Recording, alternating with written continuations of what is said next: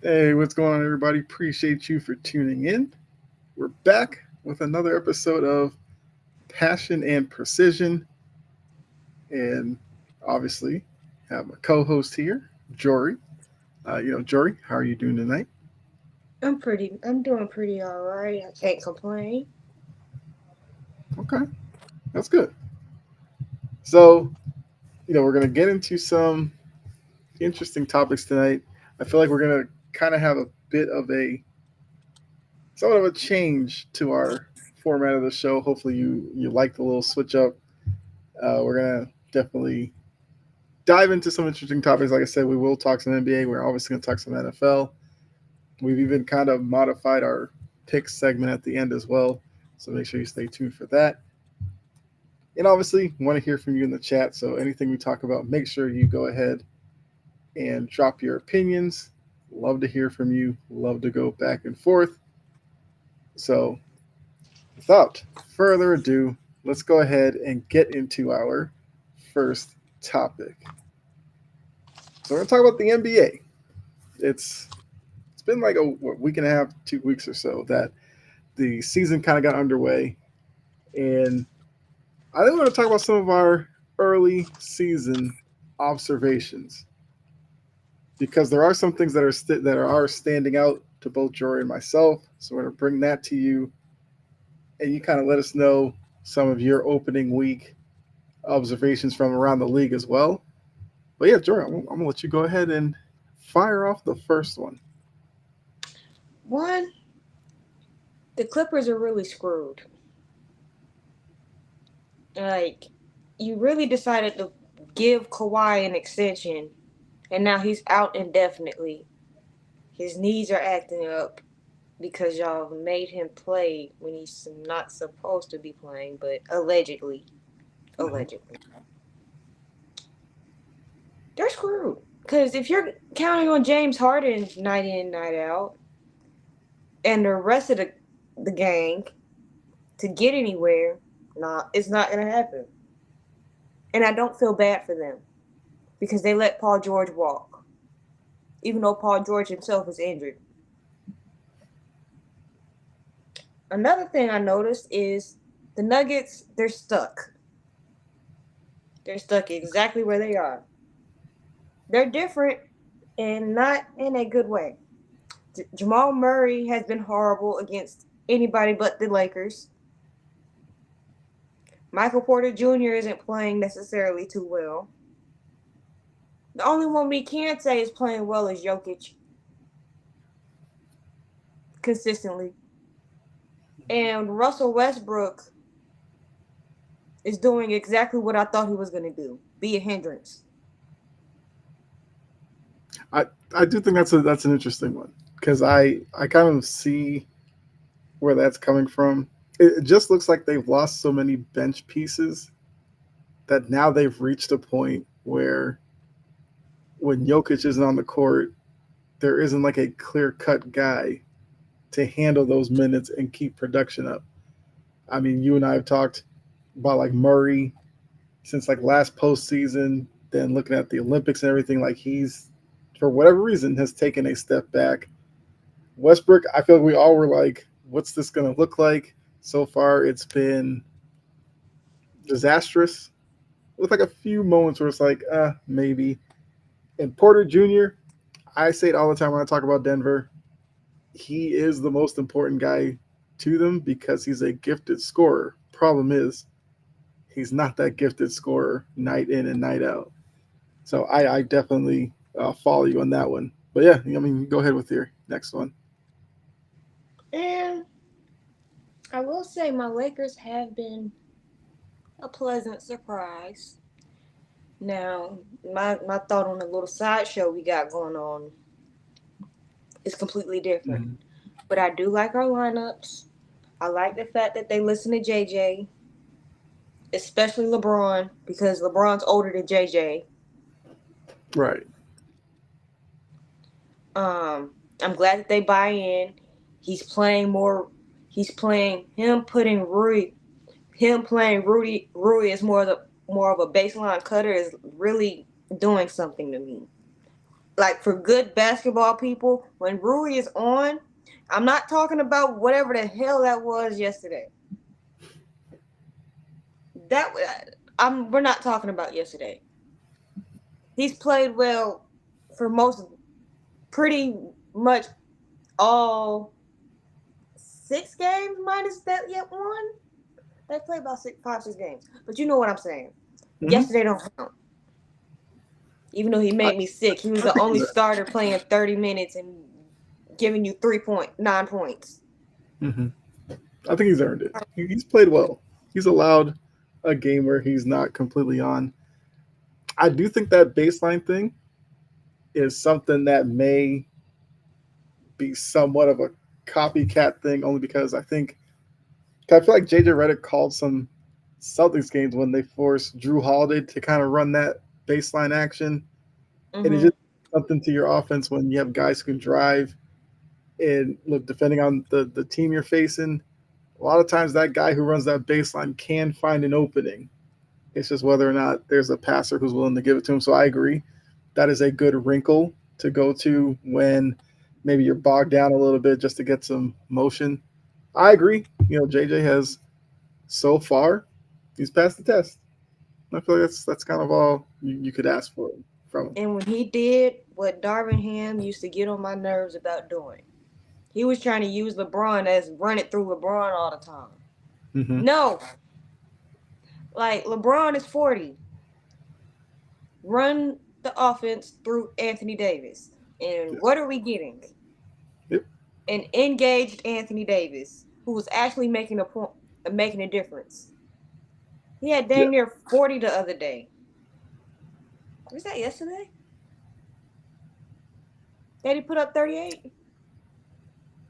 I think it was either yesterday or like the game before. But I do agree with Yeah, you. he I put up think 30. yeah, So I'm and that's like, always been a big point for them. Play through AD. if we keep seeing this and he stays healthy, and I shouldn't really be asking if he stays healthy because last year he played like 70 something games, Mm-hmm. but it could happen. If he stays engaged mentally and stays on top of it, this Lakers team could be a little surprise. I'm saying I know they was going to be top 8 in the Mm-hmm. West. They could be top 5. They're Okay. playing like it right now. And we I know mean, look, that your that's Celtics that's have a, that's a big came out difference. swinging. Mm-hmm. We know that for a fact. I don't know why Nick Wright is calling how the Celtics play boring. I'm like, was it boring when the Warriors did it? Was it Nick Wright boring when just Steph has and Clay were shooting the lights out? I exactly. do like what Clay Thompson, how Clay and Luca kind of play next to each other. I do like that. I did Mm-hmm. want to mention that. Dallas, I'm still not completely sold on him, but Clay's finding his rhythm. He's being petty and calling Luca his new Splash brother. I don't like that either, but his feelings are still hurt. Hey, petty work sometimes. Um, but yeah, I mean, I think for Clay Thompson, his game fits about probably 90% of the teams in the league. So I'm not necessarily surprised that he has been able to find a role playing off of Luca and Kyrie. I'm not surprised by that. I will say for me, observations, the Bucks could be in for a very interesting roller coaster type season. I think some nights they're going to look great. I think there are going to be some troubling nights where they look old and washed. It's just how many of those days will they have, and can they have more of the better games? Because right now it looks like a team that is Giannis and a bunch of unknowns. I mean, Dame put up what, the 4 or 5 point game the other day, and I'm sorry, as great as people like to make Dame out to be, that is never gonna cut it in Milwaukee. Mm-mm. Like, he needs to be a 20, 25 kind of guy on a night, because scoring punch, I think, is going to be a question for the Bucks a lot of nights. And the two positives that they need to have are Giannis and Lillard. Everybody else, they can kind of mix and match and try to get something together. But if Lillard is off, the Bucks have basically no chance of being a real competitor. I I'm think, glad yeah, that Doc has them running around. I'm glad about that. But with how old they are, we'll see how long that lasts. but if he's going to keep that up, he needs to force younger players into the rotation. Because if not, he's going to look real foolish about mid-season when Hmm. Brooke or Bobby are just dragging through, Wednesday night games, just trying to make it to the end. Because those are guys who aren't built to run 30, 32 minutes a night at their age. So he's going to have to do what he doesn't necessarily like to do, play some young guys, mix them in. If they're playing well, kind of leave them on their heater. If they're struggling, don't necessarily bury them on the bench, but kind of manage the situations that you put them in. I believe if he can do that, then Milwaukee should be okay. Um, the other thing I've kind of noticed, I guess I'll toot the Celtics horn here for a second. They look like a team that's serious about trying to repeat. As difficult as that is to do in today's NBA, they seem like they're equipped to do it. And the scary part is Porzingis comes back in December, and if he can be somewhat healthy once he is in the lineup, then I think the Celtics are probably primed to at least make another deep run in the postseason. I'm not going to sit here right now and say that they're head and shoulders going to win the title, because I do think there are some interesting teams to watch as the season progresses. One is obviously like Oklahoma City, who's gotten off to a really good start, and I think even in the East, like Cleveland is intriguing because I think Cleveland only for this reason, they are kind of making a fundamental switch where they're running more through Mobley. And that was something that I wanted to see because Mobley showed something in the playoffs last season where if you force him to kind of be aggressive, he has the ability to score. Problem is, with Donovan Mitchell on that team, how long do they necessarily go with that? Because we know Donovan Mitchell likes to take over late game situations. But I I'll think see they're them in January. Give me till yes, January to get me something solid on Cleveland. yeah. Because No, they I come definitely out agree with that. swinging and then Mhm. they start getting all cold and you forget, like, what? Yeah, Give me till I, January on them. I think that's fair. Because last season we did see Mitchell and Garland struggle to play together. Mobley kind of went off when Allen was out, so we got to see those two play together and consistently see Mobley succeed. But I'm just saying, for right now, I think they're intriguing. Like I said, I'm not going to bet on them to win the East or anything like that. I think if they play the right way, they are an interesting team in the East. I guess last observation would be the teams that we kind of assumed were going to be really bad are really they are just bad. I still just Like, trash. yeah, I've seen Washington a few times. Look, Jordan Poole on a lot of nights is going to score 30, and they're going to lose by like 25. Like that's just what they are. It seems like Jordan Poole's having fun doing that. More power to him. He's putting up numbers. Have yourself a ball. Speaking of ball, I I know some people have said the Hornets could be like a sneaky playing team. I can't buy into that because they're kind of the same thing as Washington. LaMelo Ball's going to score like 30. At least for them, they might lose by only like 15, not necessarily 30. In Atlanta, like poor Atlanta. Like I know how much Atlanta fans want the Hawks to be good. Newsflash, you are in for They're another long season. You're a 10th seed at best. At best. And Trey Young will give you your moments with the shoulders and all that, but they are not going to be a good team. Sorry. They just are. Hey, Trajan, what's going on? No, he's talking about his Badgers. That interception, yes, the Badgers interception was pretty bad.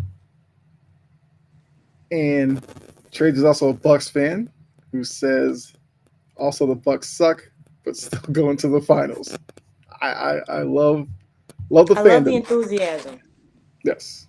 I will say, with Giannis, they're not completely out of it. The question is just going to be how many of these guys will be able to be running alongside of him and not necessarily him dragging them along. That's going to be the key for the Bucks. Uh, here we go. I think Trey just kind of venting about Badger football. Yeah, here we Another go. good night against Iowa. He's throwing a pick at every single start. I get Hey, it. Trajan, look, if this is what you need to vent on I, Wisconsin, bruh, the chat is all yours. It's all for you. Because I I get get it. it. Because watching Milrow for the past few weeks has been. Yeah. I've had to watch BC blow two big leads and find ways to lose them. And now they're like 4-4. At They're least they going got really well. themselves together against Missouri. I'm like, they didn't give Missouri a chance. Well, Trajan's already written them off, called them garbage already. He's garbage. I tweet out I'm getting used to political text and lock turnovers. Yeah. To play on, death taxes and whatever. Okay, I get it. Hey, Trajan, look, maybe Luck bounces back next week, and you're feeling good about him. Because the Badgers are what? I think they're a 5-win team. Hey, just get them one more. Get bowl eligibility. At least you're not Florida State. They are a hot mess. Tragic what's happened to that. Well, not really. And DJ, you gotta be freaking kidding me. That guy stinks. I don't understand. We haven't had a quarterback since Wilson. Yeah, that was a weird time. Russ going from NC State to Wisconsin, but he was really good at Wisconsin, like really good at Wisconsin. We play Oregon next week. Good luck. Good luck with that. Oregon's tough. We lose to Iowa. We're getting slapped by Oregon. It'll be over in the first quarter. Don't be Wisconsin. negative, Trajan. It's any game could happen. Yes, but Oregon's really good.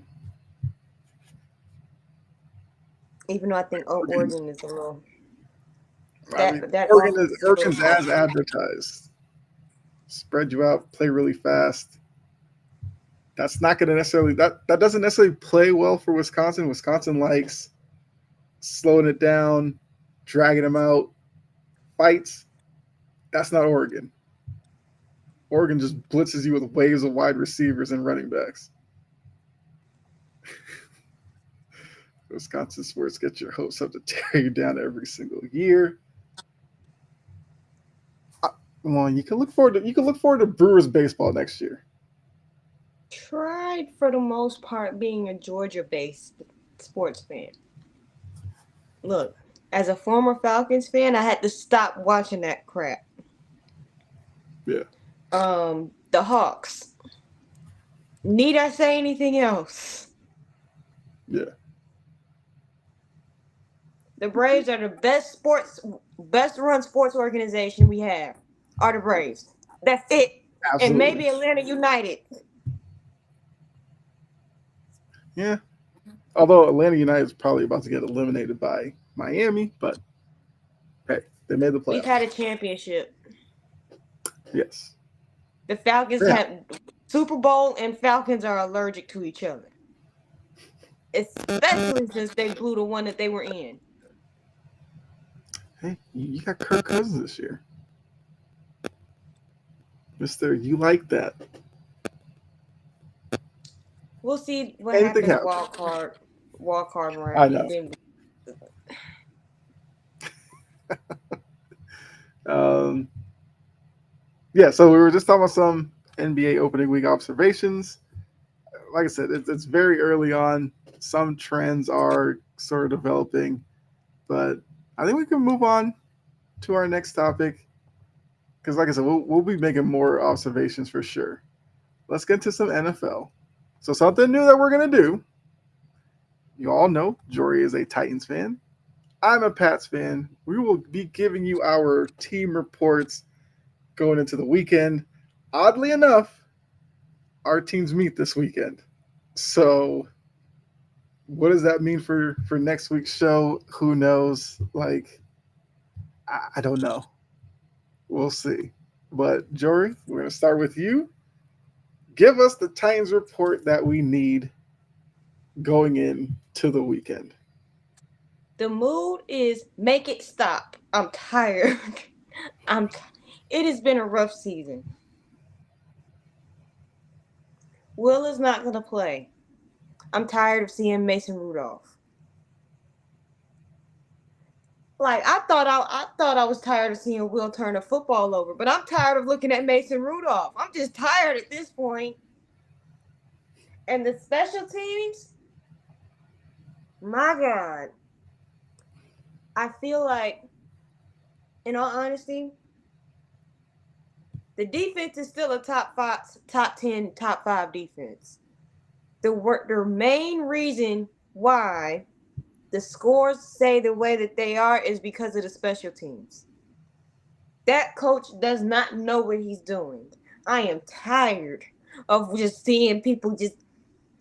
I'm just seeing other opposing teams just get chunk yardage after chunk yardage off of punts, punt returns, and kick returns and whatnot. I'm tired. I'm tired. But my defense is playing well. And granted, I understand DeAndre Hopkins is a chief now, but look,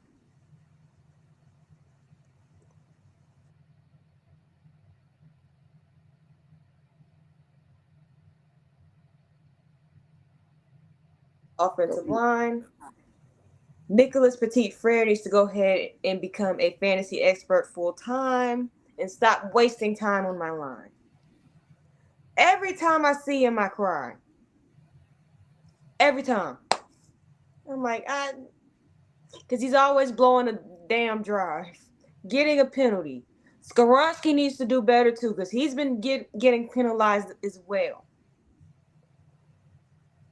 Everybody's going through growing pains. When Will was out there, he was going through them stupid ass growing pains, killing drives, and doing Spider-Man slingshots. I don't think that's an option. Ryan Tannehill is on his couch and he's not answering his phone unless the price is right. He's had people call him. If the situation ain't right, he ain't going for it.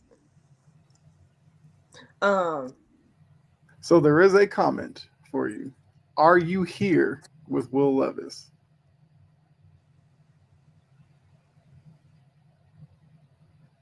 Uh, where is it? Why is it not? Why is it not? um, There we go. Are you here no. with okay. At Will's problem is the mistakes that he makes are just, and he don't make them too often. He don't make them too often. It's just the ones that he do make, they just blow your mind. Like it's not he he's not boom or bust like Anthony Richardson. The mistake, it's just when he does make a mental mistake, it's at the worst time. He does the most memeable reaction after it, like, what the hell are you doing, Will? I don't think he's necessarily a bust. I just think there are some things that he needs to work on, like his decision making at critical points in the game. And recovering from his mistakes. Because it's like when one happens, you know multiple are going to happen. Play the game. Don't let the game play you. So I'm assuming you would give him, like, I guess if he came back this year, you'd give him this year. Would you start the season next year with him as the starter? It depends on what we do in the draft, to be honest. Okay. So would you be mad if Callahan drafted a quarterback? No. Okay. Okay. Would it matter where he drafts him? Yes. Because if he goes first round and drafts a quarterback, I don't want to see Will Levis. Okay. If I he think that's goes fair. first round. Okay. Now, if they go first round and get another tackle, good. Because offensive linemen, granted, they're pretty good right now. It's just the right side with Nicholas Petit Frere and Jalen Duncan and company. That's another reason why I'm really not upset the fact that Will is not necessarily playing well when you have Nicholas Petit Frere as a right tackle who just messes up your drives. Mm-hmm. And I get the turnovers. With the same thing goes with Josh Allen. You got to live with it. Like people tell me all the time about Josh Allen, you have to live with his turnovers and his risk taking.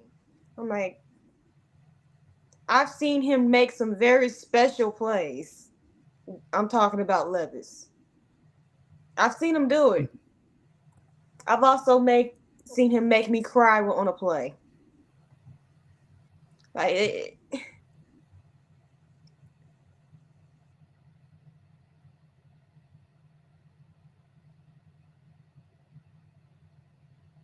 where we were as a team and where we were as a coaching staff.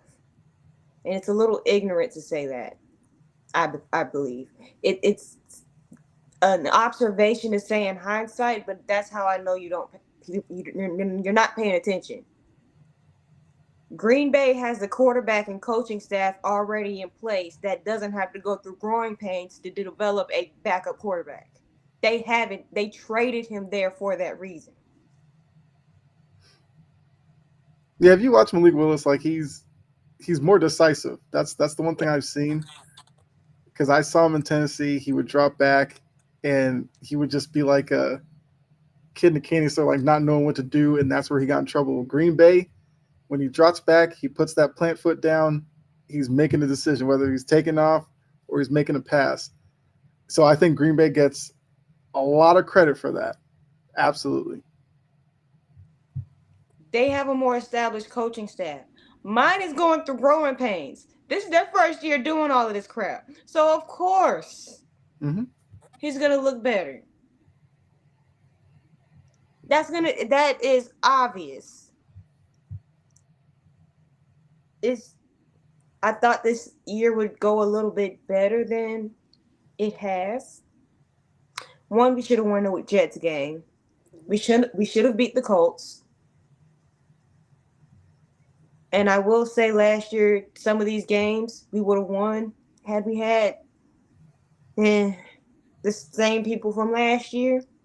But I understand that this team is also in transition. It's not going to be pretty all the time.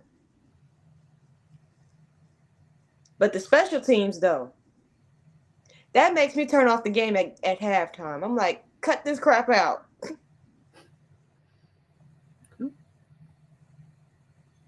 So I guess question would be, how confident are you in this game this weekend? And what's the key to victory for the Titans?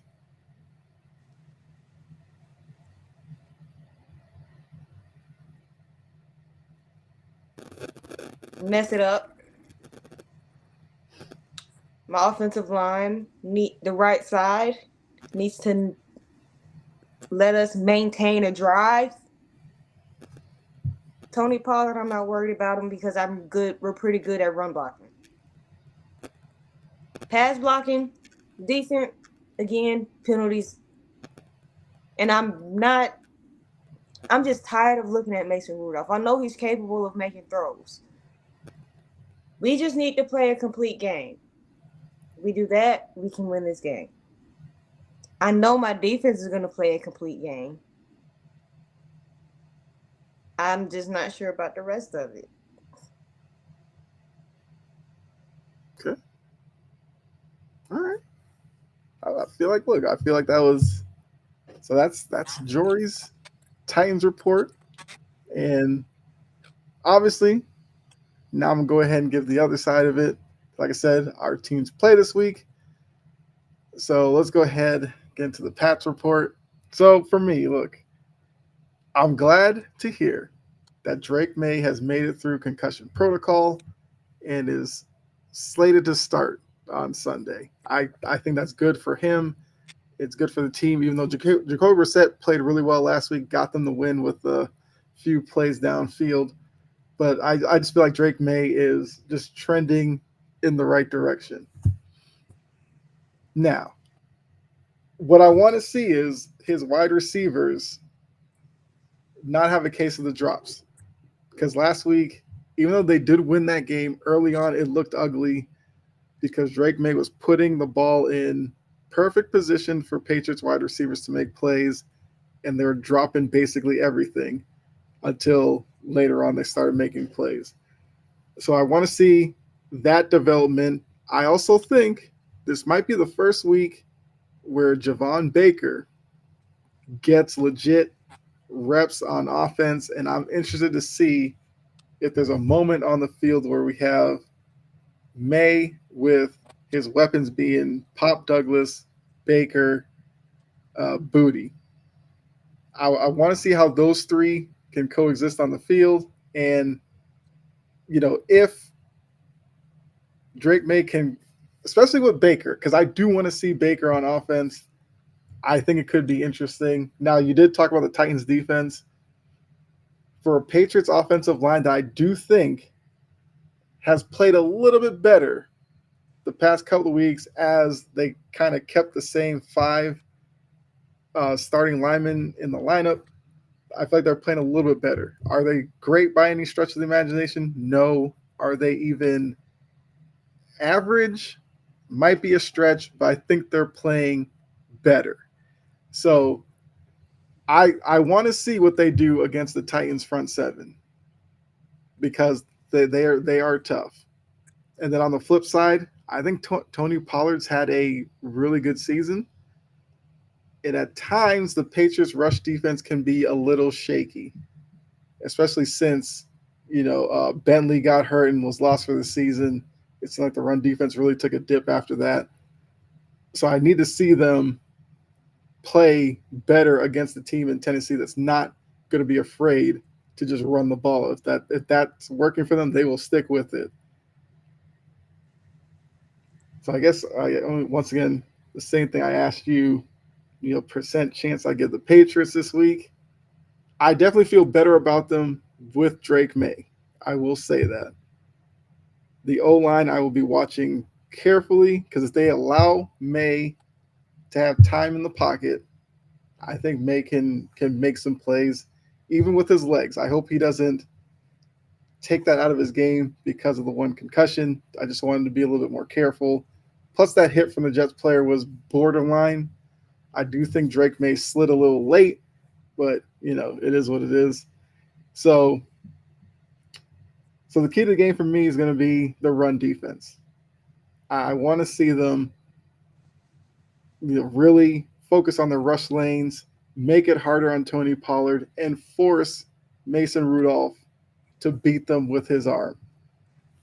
I feel that's going to be the best position for the Patriots to win. There we go. That's my Pats report. Okay, let's keep it moving. Now we're gonna get into some like NFL player stuff, starting with Anthony Richardson, who was benched in Indy. And I feel like it's now become a big talking point about not only that situation, but like young quarterbacks on a whole, their situation within the league. So Like, what are your thoughts with Richardson, with Indy, with rookie quarterbacks? Like, what do you think about all that in the NFL right now? Before I even go there, Rod, we're talking Okay. about something else. Get on task. Stay on task. Comment about relevant things that we're talking about. Like we're talking about Anthony Richardson. We haven't mentioned Titans in about 5 minutes. Let's drop it. Anyway, with Anthony Richardson, one, the Colts deserve this. Whatever happens to them just happens. But with Anthony Richardson, a plethora of things can be true in this case. And we could say a lot of things about the young quarterbacks as recently. But with him specifically, he wasn't playing well from the get go.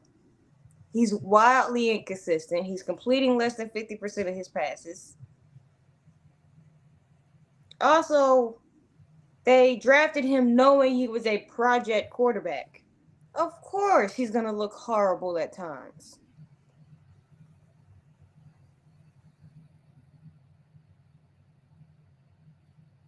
So, exactly what they were doing by drafting him. Now, I will say, him tapping out of that game versus Houston 100% changed some people's perception of them within their organization.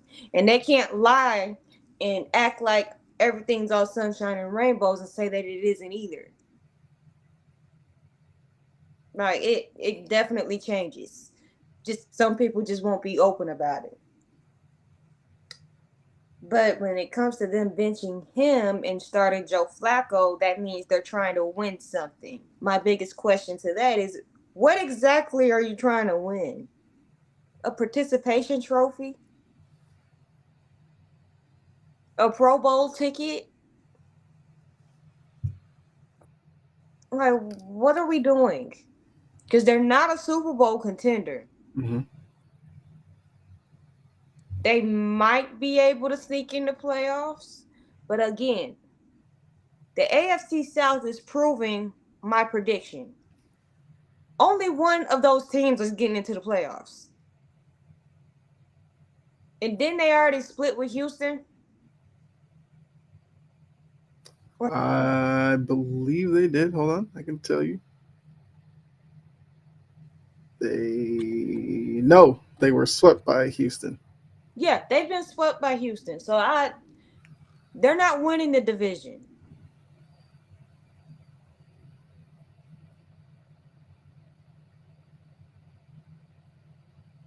The NFL does have an issue when it comes to developing young quarterbacks because they have such a if they're drafted high enough to where they have to start right away, they're put on a pedestal. They're expected to be able to just carry a team off rip. And sometimes it takes people a little bit longer. Some organizations aren't necessarily as well built. And coaching is also very important.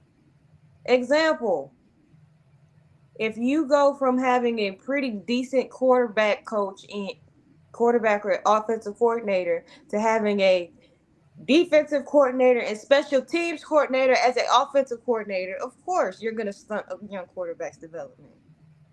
I don't mean to shoot shots, but they ruined him with that.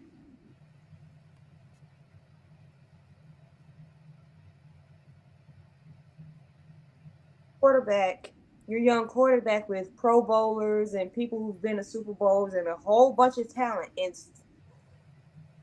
good quality mid to late round draft picks, of course he's going to look good. He's surrounded with talent. And if you don't surround him with talent, and if you surround him with old, aging veterans, no offensive linemen, receivers with the dropsies, he's going to look trash. So it's like the NFL as a whole doesn't have a problem developing. It's their young quarterbacks. It's the dysfunctional teams that don't know how to operate a franchise. that have problems developing quarterbacks, which is why they're always looking for one. Cough, cough, Jets. Cough, cough, Panthers. Cough, cough, Browns. And that's fair because I do think that a lot of it is because if you take a quarterback in the first round, you get like that 5 year window where you're not paying him a lot. I think for some teams, the urge is to rush the quarterback out there to maximize that 5 year window, while some quarterbacks just aren't at that level. And like you said, and like everybody knew, Richardson was a project quarterback coming into this. So I think when dealing with Richardson, there was only two schools of thought needed. Either you sat him the first year and maybe even a second year, allow him to develop and learn behind a vet. Or the second school is you throw him out there because you understand your team isn't winning anything of significance right away and let him work through his issues, hoping that, yeah, he may have a rough rookie season, may even have a bad sophomore season, but hopefully by his third year, he's a polished quarterback. And now you're looking at years 3, 4, and 5 where you really go all in and try to maximize them. Problem is, a lot of teams don't want to exercise that kind of patience because their fan base may not be patient through that. And some of these owners won't allow the team to be that patient developing a young quarterback that they took so high and got a lot of fans excited to see. What's going on, Mo? Appreciate you tuning in. Mm. So I think it's tricky when you're looking at this, and not every young quarterback's the same. Like I said, because for every Jaden Daniels who started day one and looked great, there is the Richardsons or these other guys that go out there week one. You see their deficiencies and understand they're not going to win at a high enough level right now to warrant where they were drafted. Most says that type of patience is a thing of the past.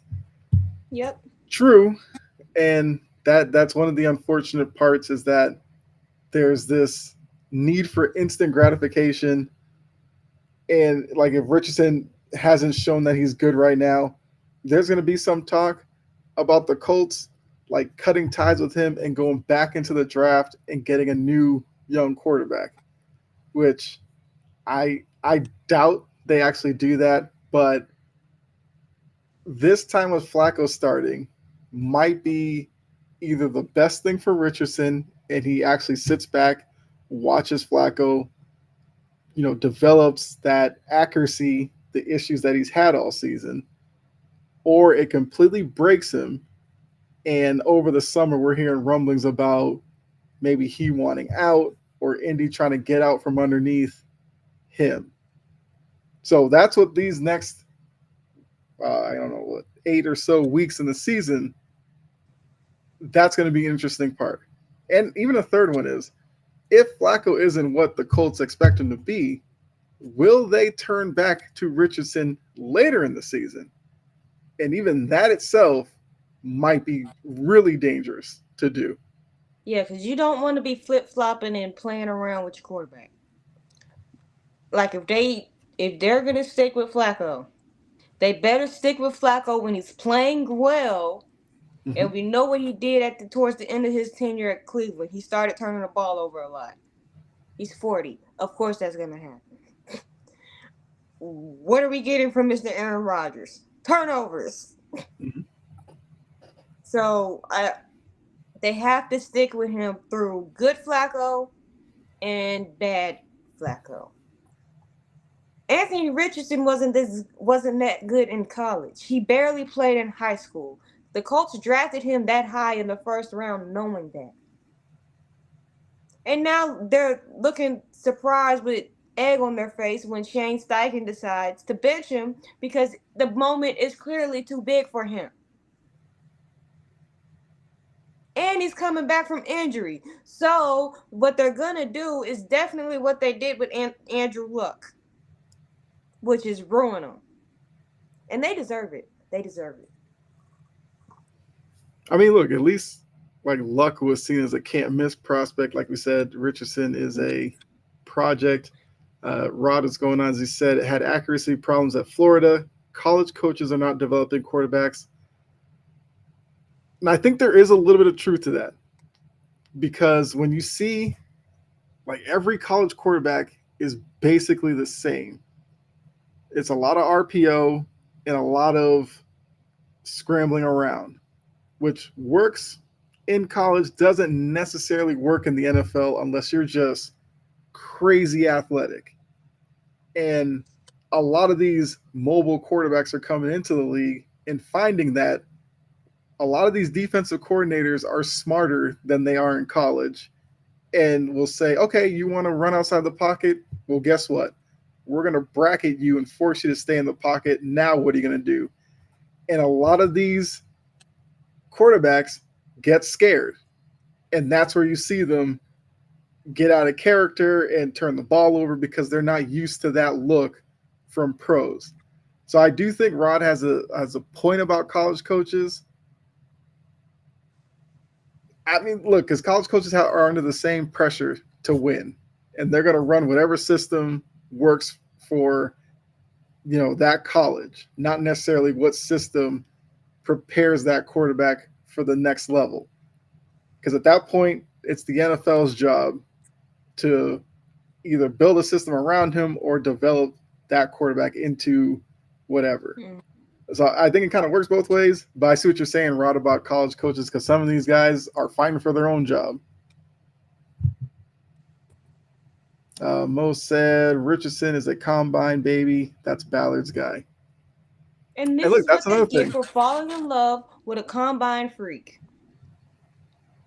He was a freak of an athlete at the combine. You draft him at how you draft him in the first round. He was a first round draft pick, right? Yeah, he went. What did he go like? I want to say he went like fifth overall. That might be a little high, but yeah, See, and he was top part of the first round. Yeah, yeah. he had been struggling to complete the ball in college. We saw all of this coming in college, and you drafted him fifth overall, all because he runs fast and he's very strong. This is exactly what you get. And the offensive line is overpaid and overrated. I just wanted to put that out there. Okay. Because I did just ask the chat, what is Richardson's ceiling? Because I think that might be important for Indianapolis to look themselves in the mirror and I actually don't know. define what Richardson is. Do we even have one?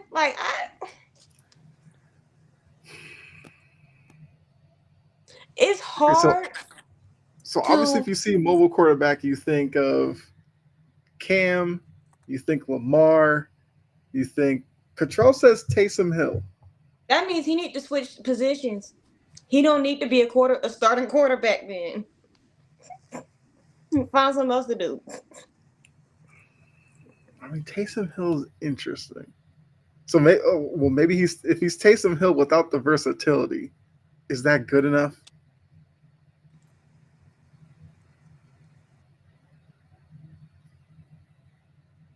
And then once you start stinking it up, it'll get you benched. Mo co-signs it.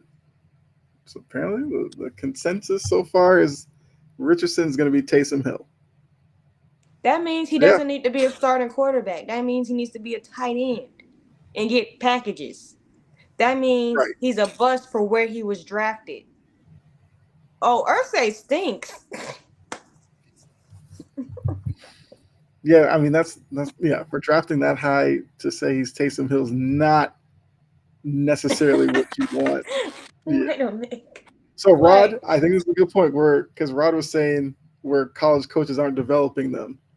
There are a lot of quarterbacks that come into the league that can't take a snap under center, which is kind of wild, but it's because most colleges are running pistol, shotgun, or some variation of that. mm-hmm. So I think that's an interesting point, Rod.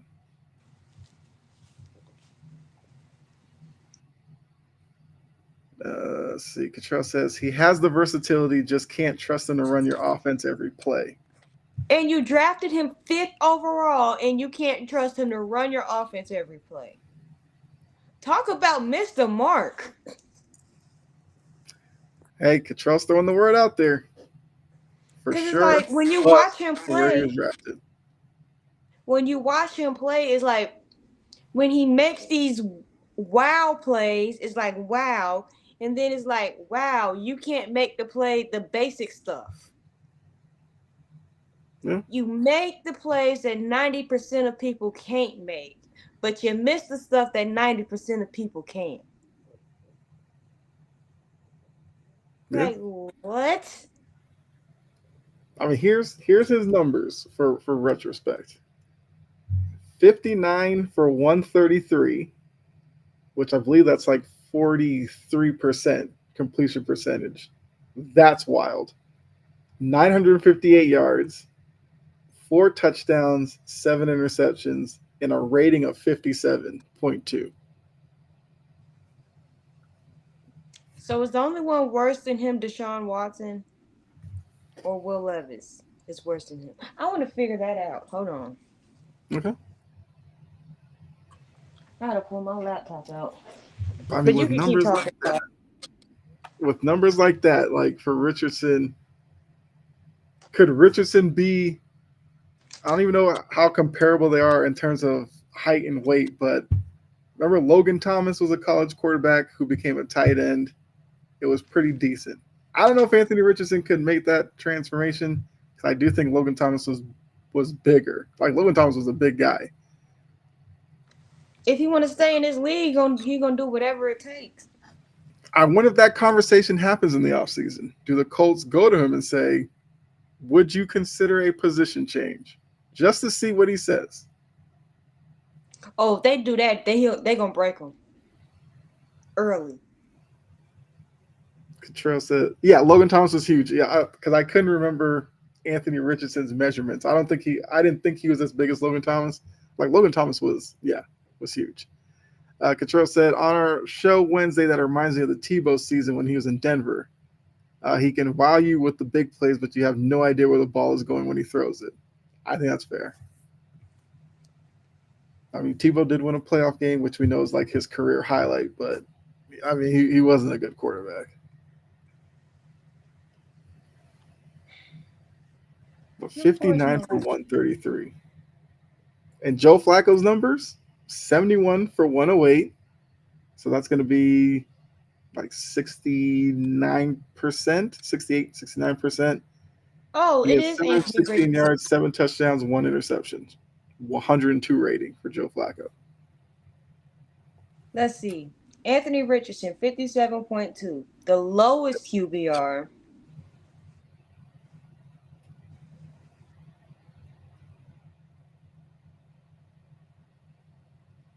Attempts 159.7 yards per game. Will Levis has a better QBR than him by at least 13 points.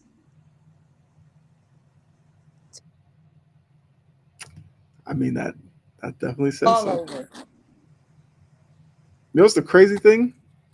That with all this, the Colts are 4-4 and are a half game behind the Chargers for the last wild card spot. So if you're Ursay and you're looking at that, you're thinking Flacco could Flacco lead you to a better record from here on out than the Chargers? They're only a game behind the Ravens and the Broncos. I feel like they're probably looking at the Broncos as a team that maybe has played a little bit over their head who could fade. So if the Colts think that they could, replace them in the wild card while dealing with the Bengals right behind them, the Jets are right behind them as well. I think they're in a tricky spot. Are they good enough to jump at one of those teams? Or is this where they're going to kind of be all season, hover around 500, be in the conversation, but not necessarily enter the wild card? I think they'll do some funny stuff and find themselves out of the playoffs. Okay. And I can't stand if the Colt. That's why I'm like with the AFC South, whoever wins the division, that's the only team That gets in. that's going to the playoffs. Okay. And I just, yeah, no, their rush defense is poor. Well, look, we will mark this point in the season down, and however the Colts season plays out, we will look to this point and see if Flacco made any difference. Let's get to another topic. So I know this one was one that you wanted to bring up, Micah Parsons. So I'll let you introduce to everybody watching what Micah Parsons has done now. Look, it's not even about exactly what he's done now. It's just the fact that he's on his damn podcast running his goddamn mouth and he's not even playing. Like, bro. No, it is a few things that he's already said. I'm not even mad that he left Dak off, him and Trayvon left Dak off the thing. I'm Mm-hmm. not mad. Dak is not playing well. And they said for right now, ESPN overplayed that. What they should have said is, this is the game of the year for the Falcons. Oh, what? Yeah, I don't know. I feel like they probably have bigger games coming up And than this one. you're acting like the Cowboys are just such somebodies that this is the game of the year for the Falcons. Who are you and why are you being delusional? Right. Considering that they have games coming up against the Vikings and the Commanders still on their schedule. But I guess this This game is the against the game of Cowboys the proves year. something about the Falcons for some reason. This is the game of the year for the Falcons. Okay, so the Falcons have looked better, even with Kirk playing like Kirk in one or two games. We all saw that. But Kirk has also been clutch, and he's outplayed Dak Prescott. Game of the year. Like the Falcons are a scrub compared to the Cowboys, and the Cowboys are just supposed to be something. Stop being delusional. And the thing is, he's running his mouth, and he's not even playing. Can you focus on stopping the run a little bit better? They were horrible with you there. You and DeMarcus, they were horrible with you. But they're worse now. And you're just running your mouth.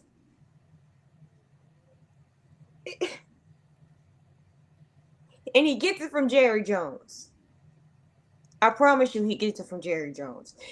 He doesn't watch his he does not watch his words. He's very reckless. He's delusional, and he doesn't realize when to shut up and provide no comment. Don't that remind you of Jerry Jones? Oh, absolutely. There's not a camera or microphone in the world that Jerry Jones will not stop in front of. We're close. And last year it was we're close to the 49ers after the 49ers broke their foots off up in them.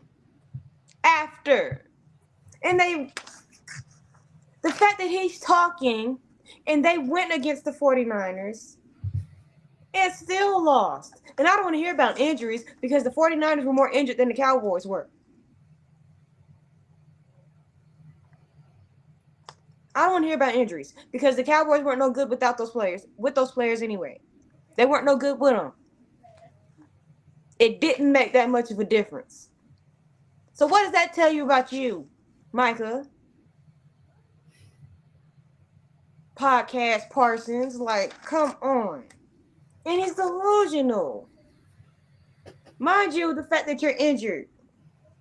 And I think it's starting to become a distraction because it's bringing more unwarranted attention to the team and to the locker room. And at what point is everybody going to be exasperated? We already know some of his teammates are annoyed by his foolishness. We know that.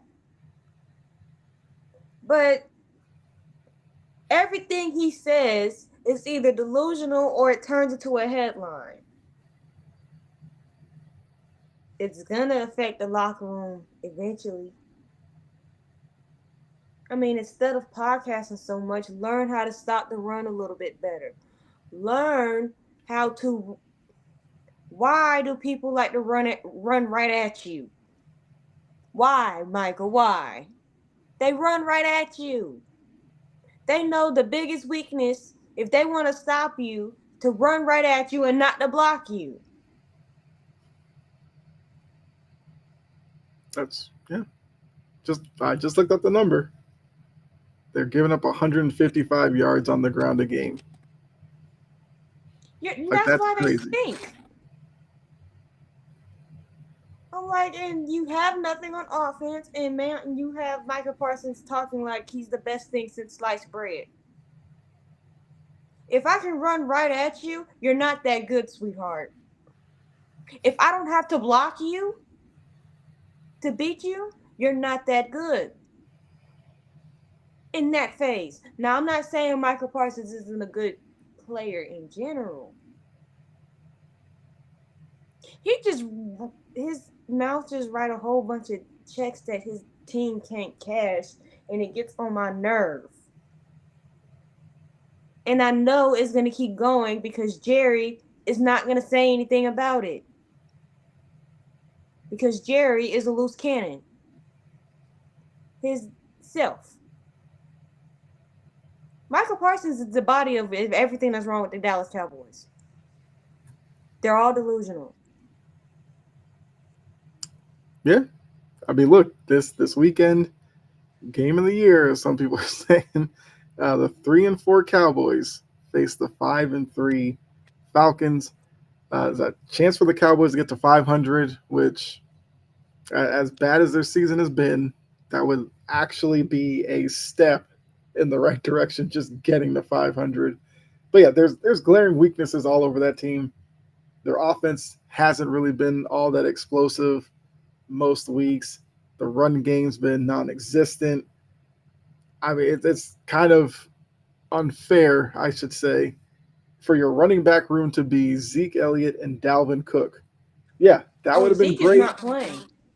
Well, yeah, He got well, in I'll just say trouble. like that's who they were relying on, Zeke and Mm-hmm. Dalvin Cook, which maybe 5 years ago would have been legit, but 2024, wild.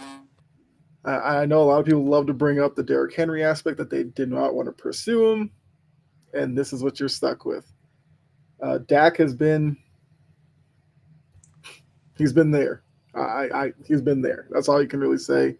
He's And not like the you said, big. He's not the biggest issue, right, but but he is an issue. he is an issue. Yeah, and the defense, seemingly what a couple of seasons ago, a lot of people said it's one of the best defenses in the league. 2024, they are one of the worst, and it's been a transformation that they should do a 30 for 30 on. How bad this defense has gotten so quickly. So, Because now they hey, can't stop the pass. They can't stop the run. They can't make a tackle. I'm mm-hmm. like, dang, Dallas, make Detroit say ow. Like what Detroit did to him. I'm like, I'm like, damn. And then my team had to turn around and bear the brunt of the Lions. That was not fair. Dan, look, we did nothing to you. Yeah, Dropping so, hey, 50 for no reason. You didn't need to do all of that. Look, just because Dallas pissed Dan Campbell off, everybody else got to pay. Because they wanted to wait bye-bye last year in the game that they got away from. They got away from mm-hmm. I mean, unfortunately, it kind of fits Dan Campbell's personality. them. MO. Yeah, like I respect it. I mean, I had to I do. watch. I mean, I had to watch Belichick allow his teams to drop like 60 on people and hear the constant whining from media people about, oh, it's running up the score and all that. So Dan Campbell, I like the mentality, and it's one of the reasons why the Lions are intriguing. But I guess just to wrap it up for this topic, let's see what Dallas does, and it wouldn't necessarily be not the most Falcons thing to allow the To lose. Cowboys to hang in Yeah. this game and beat them late. So maybe we will learn something about the Falcons and the Cowboys on Sunday. That game being 1 o'clock p.m. So we will see how that goes. And next topic, Mo, if you're still in here, this one is kind of surrounding your team.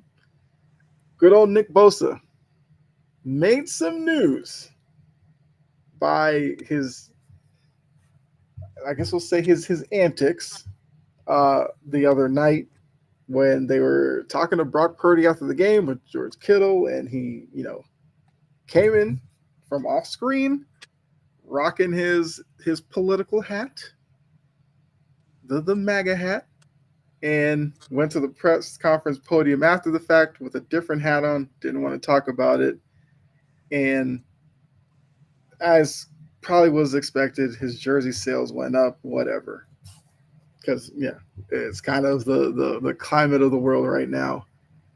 So I think where this story is intriguing is fans' reactions, because we know from the same organization, from a player a couple of seasons ago with Kaepernick, it was about politics should not be a part of sports, but yet in this case, they're fine with it. So I'm trying to think of how to phrase this question necessarily, because obviously you don't want to turn it into a political question, because Nick Bosa, like when you hear him talk and some of the stuff he's done, doesn't come across as like some Mensa member. Just gonna say, but I, I guess the simple question would be, how much of a problem on a scale of 1 to 10 did you have with Nick Bosa? A million. And here's why. Do that crap on your own time. Don't sit here and take Brock Purdy's time to shine and sit here and point at your shiny little hat. And then when you have it on your own time, I don't want to talk about it. You idiot. You wanted to talk about it and you wanted to flaunt it when it wasn't your turn. But now that it is your turn, I don't want to talk about it. I feel like it's something that I'm strongly standing for. Whatever the quote was.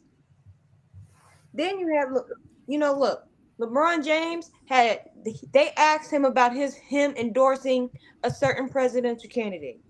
He stood on it. The way he answered that question, he stood on it. All Mm-hmm. I'm asking you, Nick Bosa, is to stand on business. We already know what you are. I already know what you are. An attention seeking coward who, when you're putting your foot to the flame, you don't want to talk about it. But you want to do the actions that say, oh, look at me. Da da da da. And he did it to Kittle. He didn't do it just to Purdy. He did it to Kittle Yeah, too, and Kittle looked annoyed. He was just going around showing his hat off. I don't care that he is what he is. I care that he didn't do that crap on his own time in his own interview. That when it was his time to shine, he was singing a whole different tune, mm-hmm. wanting to upstage his teammates. Like, come on, dude. Yeah, Be a teammate instead of being a meathead. right. And because I guess that is the ironic part of it. He introduced that topic into the post game press conference because he's the one that got the hat from somewhere, off on the sideline or from a fan, walked back onto the field to display it. If he had never done any of that, he wouldn't get asked about it. Because look, we saw when Brady, he had the hat like in his locker, that became a story. And even that's like in the locker room. That's your locker. Those are your personal belongings. I mean, yes, it was put in there in a way that it was facing out. I get that, but that's different than you taking your helmet off, going to the sideline, putting it on, coming back on. At that point, you can no longer play the card of, I don't want to talk about it. You introduced it to the conversation. So you either, you know, stand on business and explain it, talk about, just make a statement. You don't necessarily have to stand there and take question after question about it, but at least make a statement as to why, or why, like why you feel that way, whatever. If he had done that, I could say, I or any fan could say, I don't agree with you, but hey, at least you explained your position. But the tactic that he took, I don't think on either side you necessarily respect that. And like that's the problem I have, because now it comes across like you did it. You're probably in the back. Some team official probably got to you and was like, yeah, not cool. Don't engage in the post game presser. And then that's what it looks like now. And I'm They not even probably going to sit told him here. how divisive that was. I'm like, bruh, you Some would say, realize that your shouldn't you team know is that? based in California. Your team is based in California. That was incredibly divisive. Mm-hmm. I'm Yeah, like, it's already divisive enough. yeah. And look, like I said, 2024, we understand it's a big political year. So, like I said, I don't have an issue whether you agree with him or not. Like you're allowed to believe in what you believe in, but then to play like ignorance or try to act like we didn't see what we saw, that is probably the biggest problem with it. So I'm assuming we probably don't see the hat again. One and two, I guess that's kind of the only one. I assume we don't see the hat, and I guess we probably will assume that he probably won't talk about his stance at any point this season. Even Maybe. though we already know it. Right. He ain't got to Now, say anything. it'll be interesting though if after Tuesday, if it goes the way he's obviously wanting it to, will he have something to say then? That will Probably. be, because that will bring it up again. I guess depending, no matter what the result is Tuesday, there's going to be a reporter that now will feel like, he's kind of opened the door for this. I could, swing back around and see if I can get an answer out of him. Because some of these reporters are not afraid to push the buttons of athletes. And I'd say he did it to himself. And I think mostly everybody would agree that that's absolutely fair. All right. I guess anything you want to add about Bosa, or you want to move on? I said my piece. Yeah, exactly. What's going on, Bella? Let's get into picks. So once again, pick segment's going to be a little different from here on out. Normally we, pick every game. But we're going to do it differently. We're going to do our 3 picks and an upset. Um, I unfortunately didn't get the graphic with our standings. It'll be back next week. But do you have your 3 picks and your upset already? Yeah. Okay. Go ahead and let them fly. So my 3 picks is All right. Commanders over Giants. Commanders seem to always answer the bell. Okay. Now watch this be the 1 week they fail me. Um, Eagles over Jags, Okay. and I'm gonna go to the well here, and I'm gonna say my Titans over the Patriots. My upset. You already know where I'm going. I think I do. Broncos over Ravens. I mean, hey, Lamar Stay Jackson's consistent. hurt. That is actually a an interesting development. He's missed some practice time with not only a knee but a back A issue. back. Okay. And Denver has a good defense, and they stopped the run pretty fairly well. Like my only question about that one is, can Denver's pass attack that Ravens secondary that we just saw give up 334 yards to Jameis Winston? Knowing Sean Payton, he gonna try. It's smart too to try. And he done already had Bo Nix throw the ball 50 times in a game once. I would not be surprised if we see That that is again. that is very true. He absolutely did do that. All right, so let me make sure I got your picks correctly. So I know you went Titans over Patriots. Mm-hmm. Then you went Commanders over Giants. Hold on, I'm almost done. And then you can get off my lap. I'm not opening my door right now. And I will remember to put these up on the Integrity Sports page as well as our uh, Tumblr. You went upset Broncos over Ravens, which if that happens, it'll be an interesting Monday morning.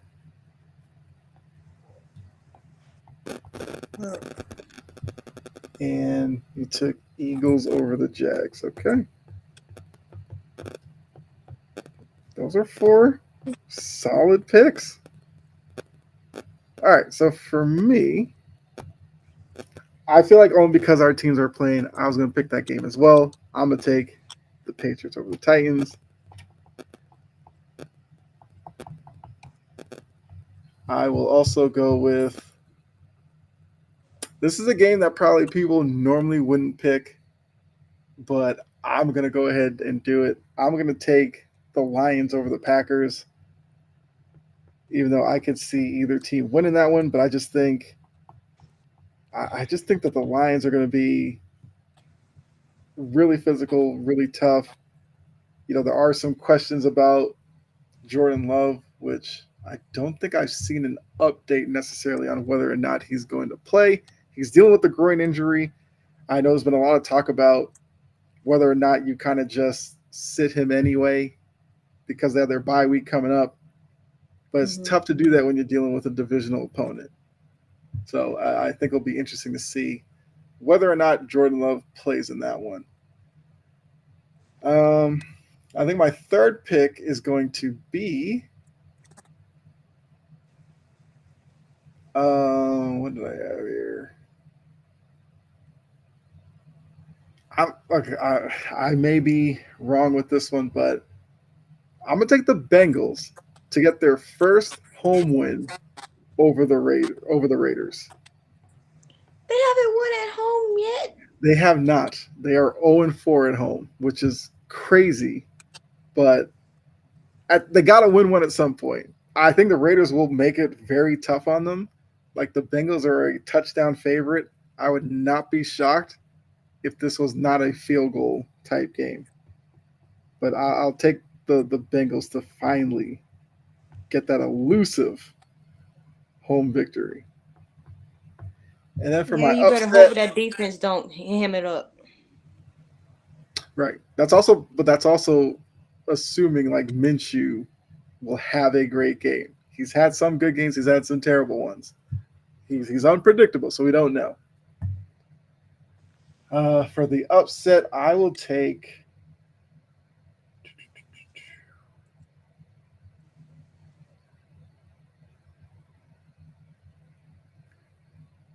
I'll tell you a game that is very tempting to take.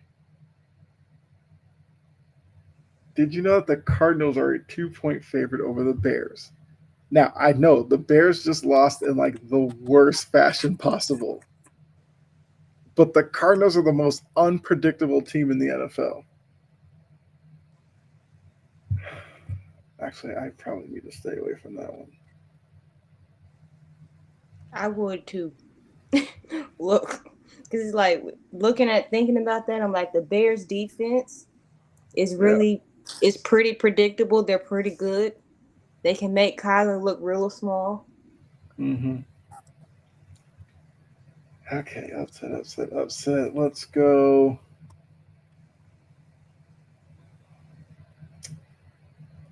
Browns are only a 1 point underdog against the Chargers, but I really do like the Chargers. I don't know if I could take that one. It is in Cleveland. Do I trust Jameis to have another good game? No, I'll answer that for you. No. I might have backed myself into a corner with the upset. Um, Seahawks over the Rams, maybe. I just think the Rams. No, yeah, I'll take that as my upset. I know a lot of people are buying into the Rams because they got Cup back, they got Puka back, but now Puka's hurt again, and the Seahawks are really teetering at this point. But I will take them to upset the Rams. There's a reason why I picked Broncos Ravens. Because I'm like, I would love to see that happen. Yeah, because if that happens, it's going to be an interesting Monday. The Ravens would now be what they would be 5-4 at that point. Might be some panic going on in Baltimore if that happens. So once again, to repeat our picks, Jory's going with her Titans over the Patriots. Well, Commanders over the Giants, Eagles over the Jags, and your upset being the Broncos over the Ravens. I just realized by me taking the Patriots over the Titans, that's technically an upset pick, but only because it's our two teams. I'm not counting it for that. So I'm taking the Pats over the Titans. I'm going the Lions over the Packers and the Bengals over the Raiders. And then my upset's going to be the Seahawks over the Rams. I'm banking on a good Geno Smith game. Might be crazy for expecting that, but a guy can dream, right? At this point. But yeah, so next week I'll make sure to have the graphic up with our updated record. I do believe we're like a game apart. You are in the lead. So we'll see after these 4 games how we're both doing. But that was the final topic I had.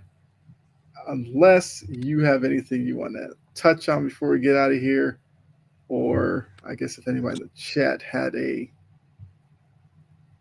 I guess, question or something. But if not, like, got anything you want to add before we get out of here? Um, Let me think. You see what happens when you change the quarterbacks to Stefanski? You see what happens? Now, granted, you weren't given a choice whether or not you wanted to change the quarterback. It had to happen. How ironic. You flip the quarterback and bam, a win. And you beat the Ravens out of everybody. Yeah. So sometimes you got to take a risk.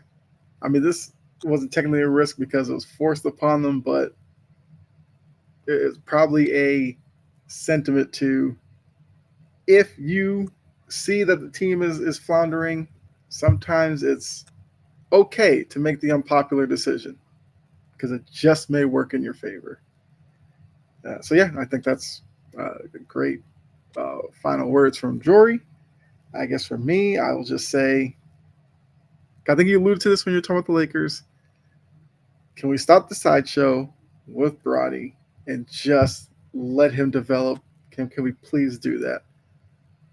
It's just that simple. Because when his 2 games were opening night for the cameras, and then a game in Cleveland, because that's where they're from, it just makes it obvious that right now his intentions aren't at the forefront. So let Bronny develop, let the Lakers be the Lakers, and let JJ run it how he wants. See where the season goes. And that's coming from a Celtics fan. Like, come on now. You got me out here giving advice to the Lakers. 2024, man. It's that kind of year. I'm over it. See? I've been See, over Lakers? the Look whole what you Bronny do. saga See what you're doing, since. Lakers. You got a Lakers fan that's already over it. I've been over the whole Bronny saga since he got drafted. Mm-hmm. Because it's been nonstop. Bronny this, Bronny that. Ooh, look at what he did in the preseason. He scored 17 points. Wow. Yeah. I So don't look, mean to sound like a hater. Because I'm not.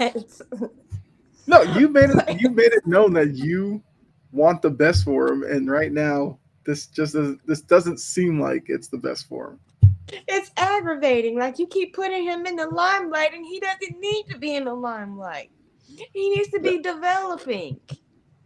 And just because the crowd shouts for Bronny doesn't mean you need to put him in the game. I wouldn't mind if he stayed in street clothes. Like, Yeah. oh, and can the Lakers get rid of Christie? I'm tired of him too. Already. We're 8 games in, and yeah. Yeah. There you go.